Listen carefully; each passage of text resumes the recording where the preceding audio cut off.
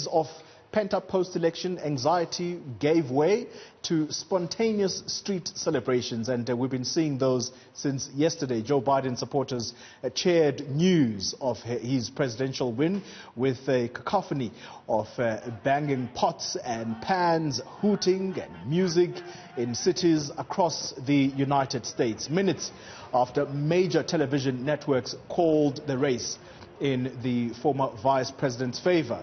Now, throngs of people, most of them wearing masks to curb the spread of COVID-19, they streamed onto the streets to the White House to rejoice outside a security fence as the sound of fireworks boomed in the distance. That's just the picture in the USA. Many people are very, very happy that Joe Biden has won the race alongside his running mate Kamala Harris. Well, I'll have the honor of serving with the fantastic Vice President who you just heard from, Kamala Harris,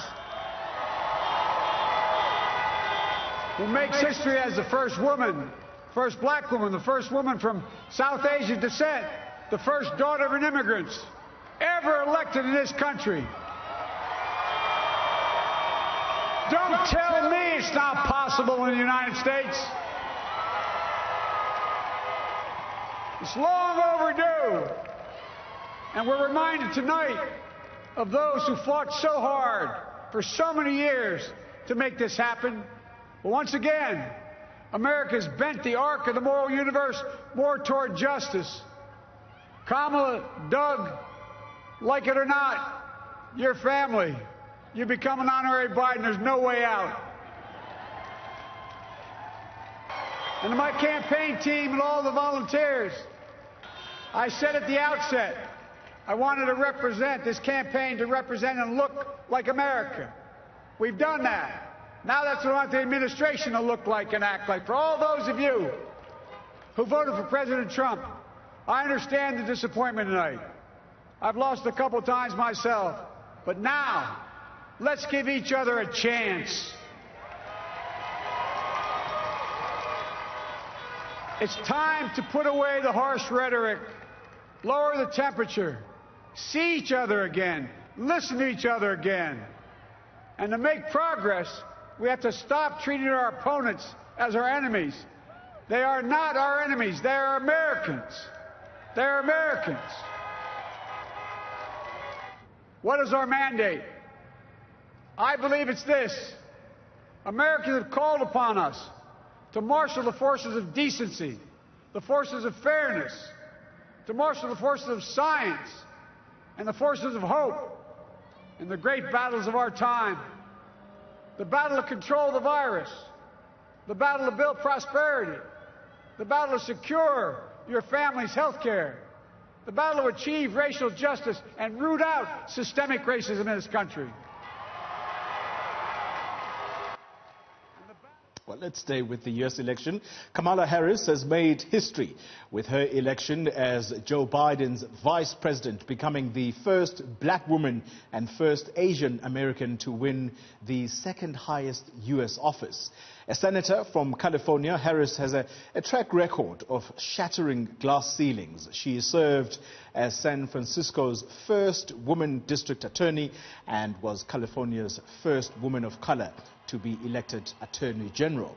Now, at the age of 56, Harris is widely seen as an obvious candidate for the Democratic Party nomination in 2024, and that's if Biden, who will be 78 at their inauguration on January 20, decides not to seek a second term. Now, she hasn't commented publicly on such speculation. But while I may be the first woman in this office, I will not be the last.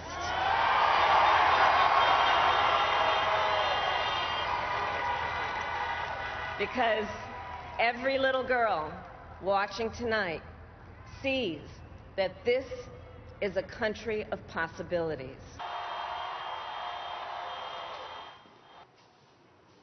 Right, well, let's go to Texas now, and Brad Price is a South African who now lives in the U.S. He also voted in this election. We find out what the reaction has been in the Lone Star State and how having a woman vice president is going to go down with Americans. Well, let's speak to Mr. Price.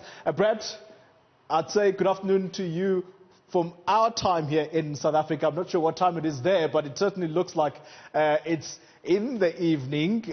How is the reaction thus far? Yeah, the country seems to have almost breathed a sigh of relief, and with that relief has come a great deal of celebration.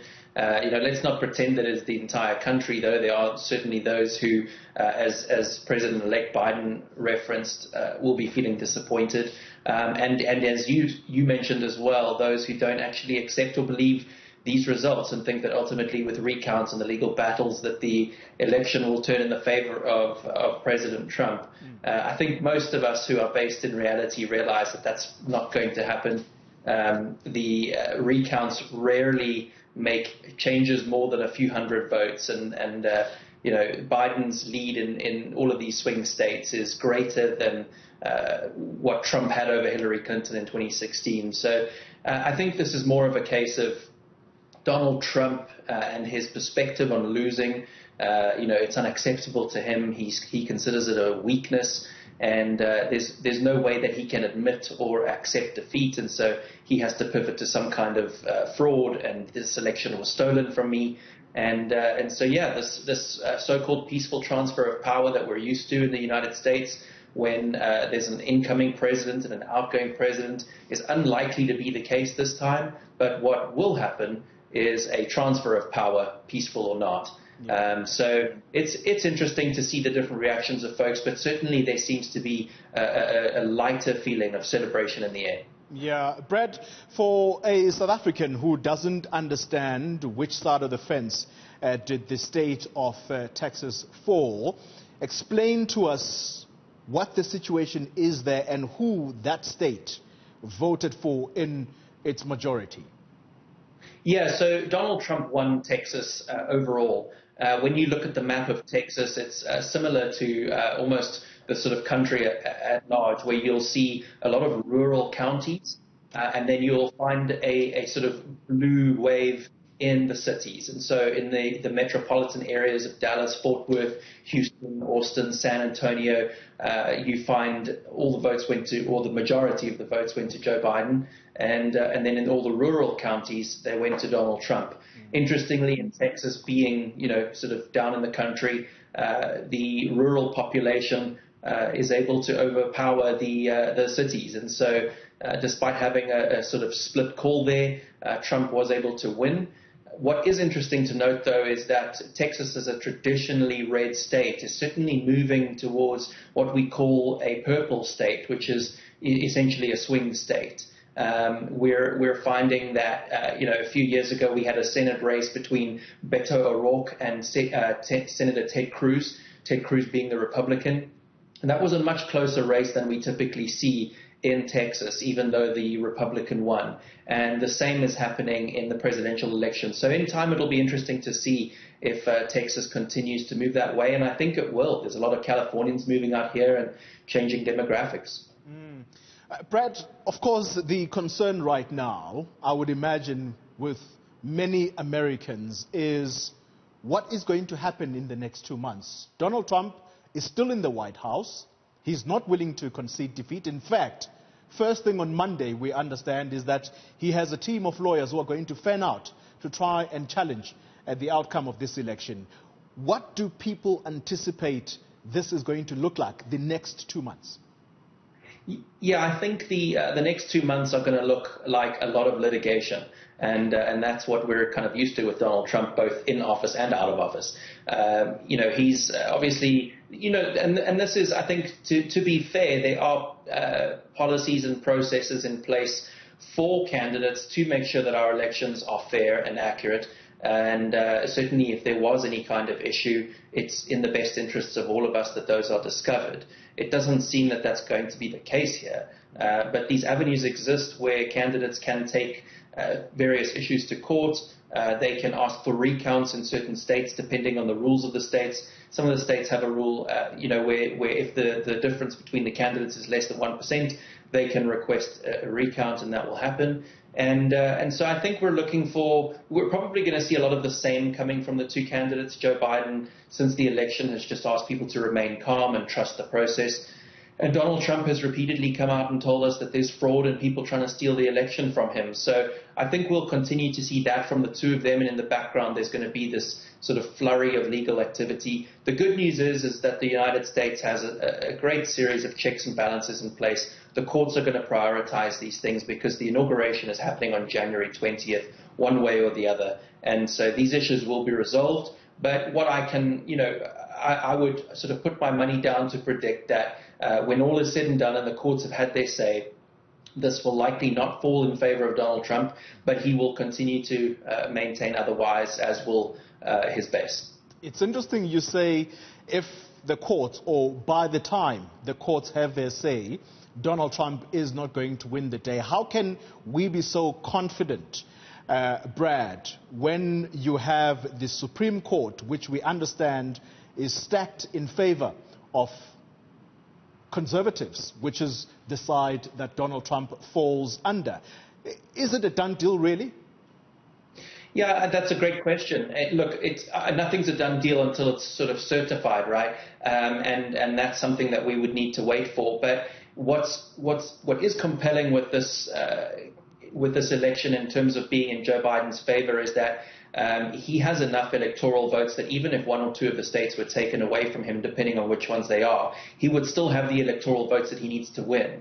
And so it's extremely unlikely that even a conservative-leaning Supreme Court would be able to undo the results of multiple states. And that's never happened in the history of the country. The likelihood of it happening now is next to nothing because of all the claims that have been made of fraud, there's just not been a single shred of evidence. And, sometimes they point to things like in Michigan, there was a glitch with some of the counting software and 130,000 votes went to Joe Biden in entirety when actually there was supposed to be a split. But because there are so many validation steps in the process, they were able to discover it and correct it. There's no single point of failure that exists in the counting process in this country. And so, if you have a mistake in one place, it's typically found in the second, third, or fourth steps that are used to verify accurate results. And so it's just of course, not outside of the realm of possibility, but incredibly unlikely that all of that will be undone. Brad Price, thank you very much for your time and your insights here. It's really interesting for us to get such a perspective, and especially from a South African who now lives in the USA. Well.